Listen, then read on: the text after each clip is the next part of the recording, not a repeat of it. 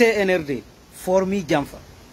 CNRD formi plan B mabbe on be décidi dum kutka kut ko Mamadi Doumbouya wono candidat alors que Mamadi Doumbouya so si o renon si serment makon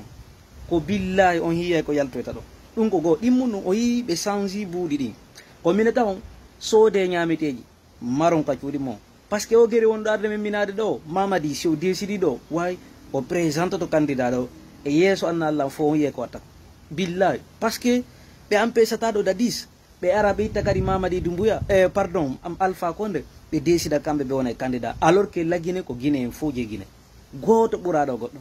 en fop meden yandera giselu o gagné 2010 2015 2020 Alpha Condé violi constitution ko dum wadi ha be do wadi o kurita be kiwlori ngulam finka jonnon e yi kambe be yi be wadata ko beeda wadi kon be repetata erreur gi fejjude din alors que ko dum don tumbe on wadde hande e yi himbe maybe be zero ko de fi mabbe alaka wolede donc on yibe pi banque centrale on kadi be lanni joni be addande caisse je mbudi be ittade honto e honto be décida do joni hande kadi ko kambe andi ko mbudi hon dogata ka leydi medi na citoyen be choisata ko faala ko kambe imposanta be na wade dum do awa marbe mbudi o so yeyama hande maron 350 sode na dum ko ciudi mo nani parce que no gasa crise lallo e do onon kadi wallimbe mbudi ka banque retirer mbudi modon ni retiré buudi moɗon ni ko banque centrale cuuɗi ko suudu mbuuɗi janneru ndu no ɗiya cuuɗi fof koye mayre humi mais ndaare détournement jooɗi ɗin wadde est ce qu'on famille awa si on jooɗike ɗo haa ɓe validi Mamadi Doumbouya o référendum 21 septembre waɗaɗo ɗo wonaɗo waɗede ɗo donc si en jooɗike ɗo haa o validama ko billahi en hiyo e conséquence mum par ce que ko wonɗen wiyoyde ɗon wi en jaɓi tampere arore nden en jaɓi si o waroyen en yarlike si o waɗoyen ko buni en yarloyke so naadi en kaso en yarloyke Ayuba fus jogitoraka sinatu ha o wona légitime oɗo fonike e billo e Marwan ɓe jogitoraka fus sina ɓe ha ɓe wona ñande ɓe woni légitime o si tawi ɓe wuri ɓe selli ɓe accitaɓe Kaba Spartakis kamɓe élément ɓe laami ɓe force spéciale on ko kamɓe jogiti fonike min gue billo ba ɓen no soka kasa ɓen no soka kasa so yi talibi o sike yewtugol ɗum noon ka public parce que ɓe andi ko ha tumbe wona légitime Aliou Bahar ko 5 ans be wadan beyni be wadanayam Jamala Guinée fame moƴƴa hiɗen juuɗe ɗo e hoore bendi laɓi billahi hiɗen juuɗe ɗo hoore bendi par ce que Mamadi o mawno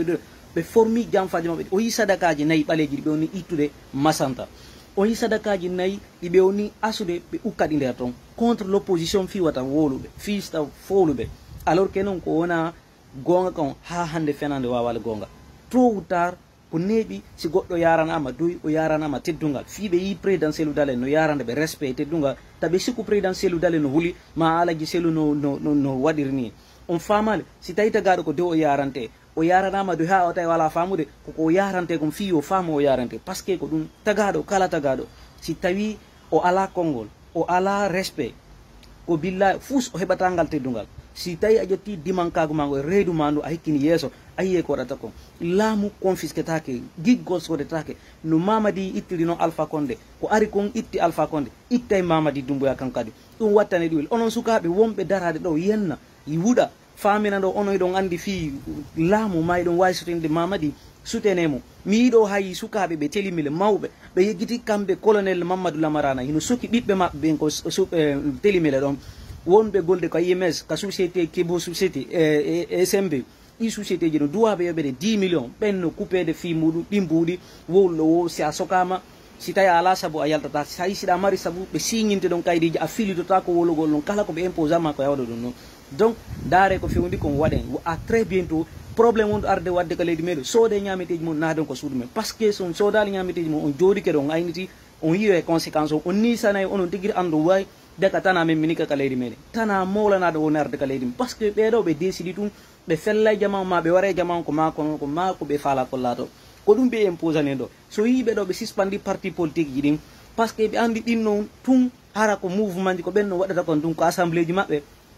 hiɓe andi ɗum ɗon no empêché ɓe donc alors que Mamadi si Alaji Cellou hande hooti la Guinée ɓe andi piiji maɓɓe ɗin fof bonay so yiɓe yinnay ɗo Alaji Cellou yo dogo Alaji Cellou doga o wula artugo ka leydi Alaji Cellou hoota la Guinée kadi ɓe laamo billahi Alaji Cellou laamato la Guinée wattane ɗum hiila moƴ Alaji Cellou Dalein ɓe laamato la Guinée billahi Alaji Cellou laamo fiyon minani billahi par ce que miɗe andi ɓeɗo wonɓe suɓɓitade ko hoore nden boni yarde hoore nden mamadi en ko hoore nden boni yarirde ɓe ala expérience laamu ɓe ala gandal ɓe ala hay e fus ɓe ala ko sombeje juutinde ɗum ɓe mari e wulugol penal o yi mamadi dumboya mo wayɗo ni wa gokiru tellement imo ɓawli c'est à dire a hokkinta a fewtinta o na maire deƴƴini mogoy ɗo gérugol de toute une nation wona sama kala de sa mara on expérience a wawata a soñjoto donc ɓe on ɗo si walatoɗano ko enen kamɓe ni ɓe nawni paali ɓe nawni suusi ɓe nawni piiji ɗum fo suusi yomina suusi feetina e goɗɗo o yino ɓe wayri ka jooɗoɗe ɗo suutena o dictateur yo wonɗo warde yimɓe on yiyoya ko o rewnoye tan o rewnoya lawol sirate o rewnoya sirate ara sirate e waali